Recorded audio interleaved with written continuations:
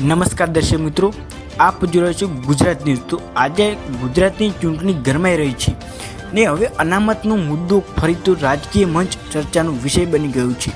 તો પાટીદાર આગેવાન અલ્પેશ કથિરિયાએ ઉઠાવ્યા છે વિરોધના સૂર અને કહ્યું છે યુવાનોને ફક્ત વચન નહીં હક જોઈએ। અલ્પેશ કથિરિયાના ભાષણ અથવા ઇન્ટરવ્યૂના શોર્ટ્સ। ચૂંટણી પહેલાં રાજકીય પક્ષો અનામત મુદ્દે કેટલી વાત કરે છે પણ વાસ્તવમાં અમલ કેટલો થાય છે એ સવાલ હવે અલ્પેશ કથિરિયાએ ઉઠાવ્યો છે।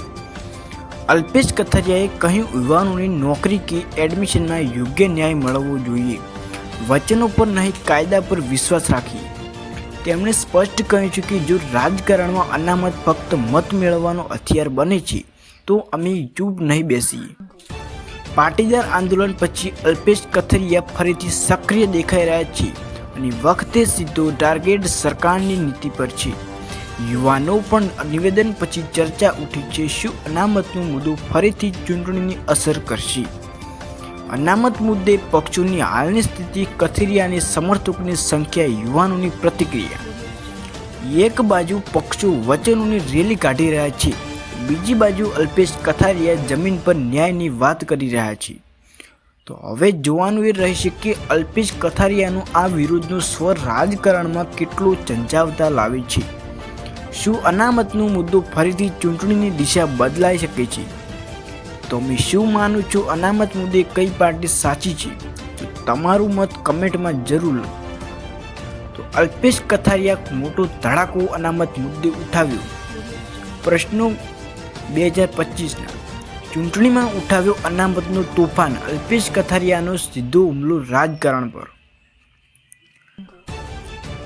તો ગુજરાતની રાજનીતિમાં ફરી ઉઠ્યો છે એક જૂનો પણ ગરમ મુદ્દો અને આ વખતે બોલ્યા છે પાટીદાર આગેવાન અલ્પેશ કથિરિયા। તો ચૂંટણી પહેલાં જ તેમણે રાજકારણના ખેલાડીઓ સીધી જ ચેતવણી આપી। તો અલ્પેશ કથિરિયા સ્ટેજ પર મીડિયા સામે વાત કરતા લોકોની ભીડ।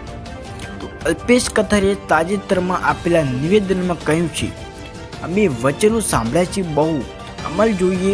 તેમણે કહ્યું કે અનામતનો મુદ્દો ફક્ત ચૂંટણીમાં મત મેળવવા માટે વપરાય પણ તે મુદ્દે યુવાનોને હક મળે એ જ સાચી રાજનીતિ છે। તો યાદ કરો 2015નું પાટીદાર આંદોલન, તે સમયે જે ચહેરાઓ સૌથી આગળ હતા તેમાંનું એક નામ હતું અલ્પેશ કથિરિયા। હવે વર્ષો બાદ તેઓ ફરી એકવાર રાજકીય માહોલમાં ગરમી લાવી રહ્યા છે। તો ચૂંટણીની સિઝનમાં આ નિવેદન રાજકારણમાં નવા સમીકરણ ઊભા કરી શકે છે। તો કથિરિયાના નિવેદન બાદ રાજકીય પક્ષોમાં પણ ખળભળાટ મચી ગયું છે। તો કોઈ કહે છે કે આ નિવેદન યુવાનોને ભડકાવવા માટે, તો કઈ કહે છે આ તો યુવાનો સાચી પીડા છે। તો સોશિયલ મીડિયા પર યંગસ્ટેક ટ્રેક થઈ રહ્યું છે। તો અલ્પેશ કથિરિયાના આ વચનો પછી યુવાનોમાં ચર્ચા તેજ થઈ છે। કોઈ કહે છે હવે અમને ફક્ત નોકરીના વચન નહીં હકીકતમાં તક જોઈએ। તો કોઈ કહે છે અનામતનો મુદ્દો ફરી રાજકીય ખેલ બની રહ્યો છે।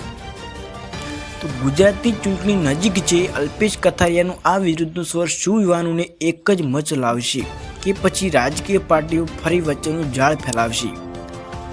તો ચૂંટણીમાં હવે ફક્ત વિકાસ પણ ન્યાય અને હક પણ મોટો મુદ્દો બનશે એવું લાગી રહ્યું છે।